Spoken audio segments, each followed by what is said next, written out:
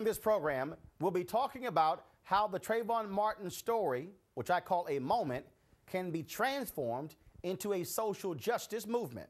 Here to start our discussion are three African-American leaders under the age of 40 with big jobs here in Washington, D.C. They were recently identified among the 40 most influential people of color under 40 on Capitol Hill by the group Impact and news site Loop21.com. They are Janae Ingram, D.C. Bureau Chief for the Reverend Al Sharpton's National Action Network; Brandon Andrews, Legislative Aide for Oklahoma Republican Senator Jim Inhofe; and Mikhail Moore, Chief of Staff for Congresswoman Maxine Waters of California. Folks, welcome to Washington Watch. Thank you. Thank you. I always talk about being a post-civil rights movement baby. And one of the issues I've always raised is that this generation never has really galvanized behind any particular issue in a significant way. Social media, I believe, has really changed the dynamics and really has driven this case. And so from your perspective, do you see that this case far different than any other sort of major story that has taken place in your lifetime? I would have to say yes. I think seeing all of the movements sprout up, all of the rallies, the way that people have really gotten behind this issue, I think is different than even what we saw with Troy Davis, which was a case that you saw a lot on social media. Or even Gina Six. Or even Gina Six. I think this is really different, and I think people are now waking up, if you will.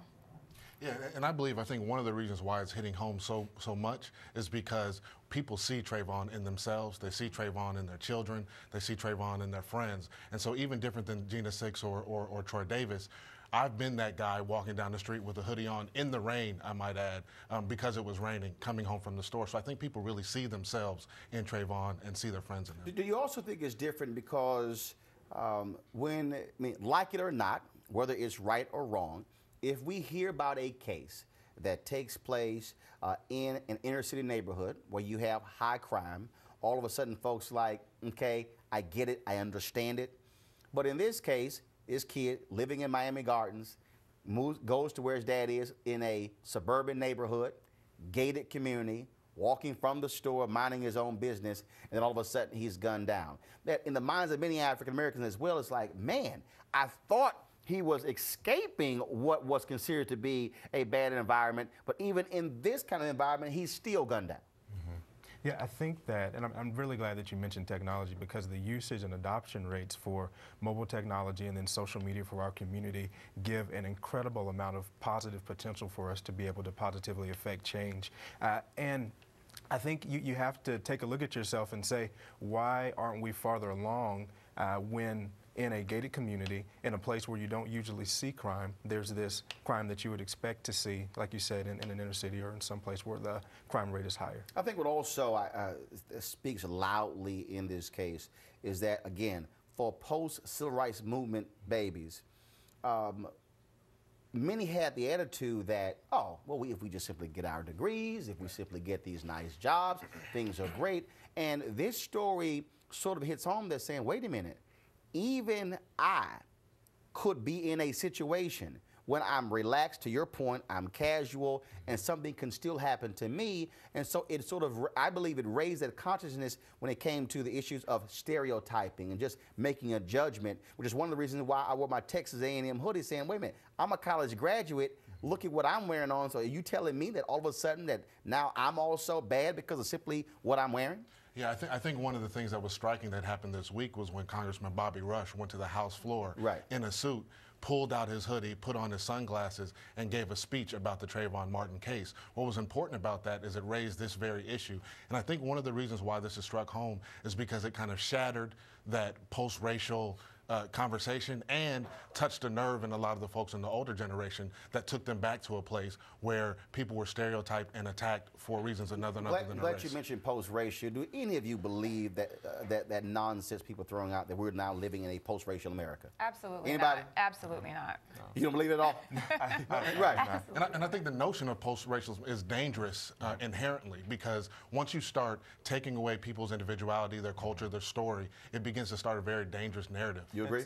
And some people think that by ignoring the issues of race, that it'll somehow magically move us forward, but it's by confronting the issues that we actually move forward together. And so saying that we're post-racial and that we need to totally block this out of the conversation means that we're ignoring a problem and only asking for it to blow up later on. How do we take what has transpired and transform it into a movement where, because let's again be honest, many young folks, you talk to them who are 35, 40, 42, 45, they really aren't saying, I want to hook up with the NAACP or the Urban League or traditional organizations. And so how do we make sure that this passion and this anger continues and is channeled into public policy, into changing what is happening in their communities, keeping them active and involved? I think just helping people become educated about voting. This is one of those issues that a lot of people didn't know the Stand Your Ground law even existed. And it exists in 20-something states. So it's an issue where we need to educate people about how voting, getting out and voting really affects the laws that are created in your state and in the country. And then I think as well, getting people to run for office in your community. If you see that there are a lot of issues going on in your neighborhood, then you should probably join your neighborhood association and try to help within your own community. And I think that's really where it starts. What about moving them beyond just politics? Because we saw with the Gary Convention in 1972, African Americans thought that was the way in order to begin to make change. So we have some 15,000 black elected officials, but you still have issues. So again, keeping them involved, keeping them active, and saying, look, is the question, do we need a modern-day student nonviolent coordinating committee? Do we need folks understanding that kind of activism?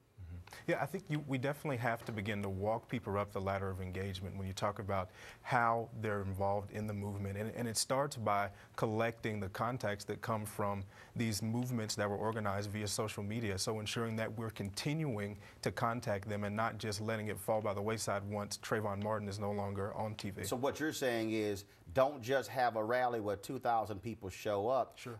Collect the data, the names and addresses. And that's one of the things I've always believed in. You get the names, addresses, cell phones. And social media makes it easy. Absolutely. Well, what's interesting is that I was reading a magazine called Fast Company yesterday, and they were talking about advertising, and they were talking about the way that advertising is changing, meaning no longer is it just doing one campaign, but it's taking those folks and engaging them in a long-term conversation. I think from a movement perspective, it has to be done like that so it doesn't take a Trayvon to get people together around the issue. We should be talking about Stand Your Ground and other laws like that that are detrimental to African Americans and people of color all the time on an ongoing basis. And so social media allows a very quick, easy, and cheap way for us to continue that conversation on an ongoing basis. Real quick. And I think also to your point, aside from just legislatively looking at that, I think it really takes young people to kind of within their own communities, call for a ceasefire.